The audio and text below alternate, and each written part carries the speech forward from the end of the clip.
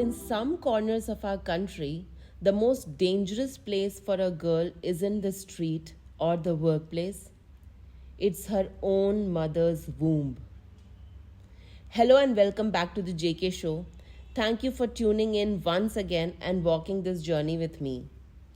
After talking about patriarchy, incel culture, and marriage in previous episodes, today I arrive at yet another painful, difficult, and emotional topic: female infanticide. I could have just said infanticide, but let's be honest, it's only female babies who are systematically, deliberately, and heartbreakingly killed. We often like to believe that we are progressing as a society, and in many ways, we are. But even today, in several corners of our country, female infanticide still exists. Take, for example, Usilampati in Madurai, a village notorious for this practice. Mridula Ramesh, author of The Climate Solution, recounts visiting this village where a woman walked up to her and said casually, "I killed my daughter. Give me money." Shocked, Mridula asked, "Why should you be rewarded for killing your own child?" The woman replied, "It takes money to feed and clothe my daughter. Then she studies. Then I must marry her off. The boy's family, even if the boy doesn't work or hasn't studied, will demand a huge dowry. I can't meet it. My daughter will only be tortured. Instead of making the whole family suffer for years, it is simpler and less painful to kill her now." Another village in Katihar of Bihar, a midwife confessed killing more than 15 girl child to save money for her own girl's dowry. Isn't it gut-wrenching? Female vulnerability begins not when she is born, but if she is born. On average, women live longer than men, and yet in India, less than half of the population is female. Why? Because we have found systematic, silent, brutal ways to eliminate them even before they take their first breath. Even if she's born, her vulnerabilities continues. She is less educated, with attendance in school falling steeply as she enters puberty.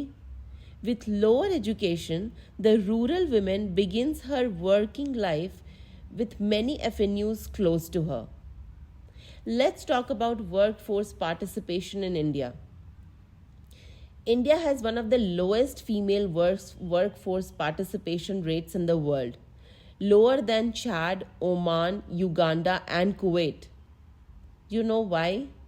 Because many young urban women stop working when they become marriageable or enter their childbearing years. Cultural pressures tell them they shouldn't work. Lack of safety and childcare make it harder. For many, jobs become a stopgap between college and marriage until they are matched with a suitable boy.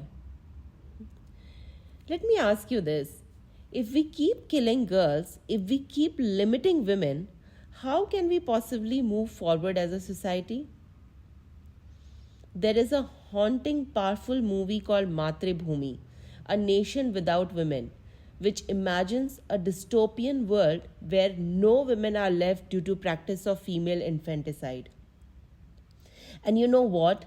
A friend suggested this movie who kept telling me that patriarchy is a concept of the past. Somewhere during our candid conversation about my podcast, it reminded him of this movie. So I guess patriarchy may not be clearly visible to many of us, but it still dwells in our mind, our actions, and our unintentional conversations. It is a system that decides a girl's worth even before she opens her eyes. A system that tells us which lives matter more and which lives can be thrown away. Are you able to connect the dots? How each country, each culture, each tradition has its own ways of controlling women, killing them, stopping them to thrive and grow in their own way. I know that things are changing now. Female infanticide rates are lowering down in past few years. But do you know that they are not killed but are abandoned by the families for either adoption or to live in an orphanage? Because the fear of raising a girl child still exists. Dowry still exists. This episode is not meant to just share statistics or stories. It's meant to ask us, what kind of world are we building? How do we raise our sons and daughters? Are we giving them a world where a girl life is valued? Where she is more than a burden, more than a dowry, more than an expense? If we don't ask these questions now, we might not have many girls left to answer them in future. Thank you for staying with me on the JK show.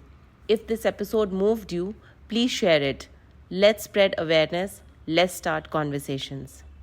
And here's a small teaser. The next episode, I'm going deeper into the roots of patriarchy, and I'm going to explore its deep, sometimes uncomfortable connection with religion.